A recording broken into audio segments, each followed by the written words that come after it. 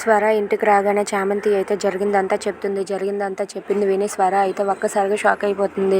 ఇక చామంతి అయితే ఏడుస్తూ ఆ జయకృష్ణ ఇలా చేస్తాడని నేను అస్సలు అనుకోలేదు. నిన్ను కావాలనే అక్కడికి పంపించాడు.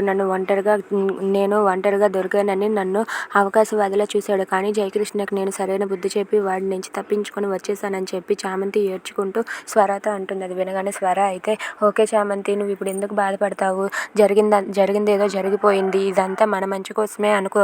నువ్వు ప్రేమించావన్న విషయం నాకు తెలుసు. కానీ పెళ్ళయ్యాక ఇదంతా తెలిస్తే మనమే బాధపడాలి. ఆ దేవుడు మన మంచి కోసం ఇలా చేశాడని అనుకో అని చెప్పి అంటుంది.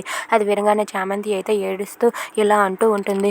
నేనైతే ఇదంతా మర్చిపోగలను. కానీ నేనైతే జయకృష్ణని చాలా గాఢంగా ప్రేమించాను. కానీ ఆ ప్రేమ మాత్రం చచ్చిపోదు కదా. జయకృష్ణ ఇలాంటి వాడని తెలిసి నాకు చాలా బాధగా ఉంది అని చెప్పి అంటూ ఉంటుంది. అది వినగానే స్వర అయితే నువ్వేం బాధపడకు, ఇదంతా మన మంచిగా జరిగిందని చెప్పి అంటుంది. If you like this video please subscribe our channel.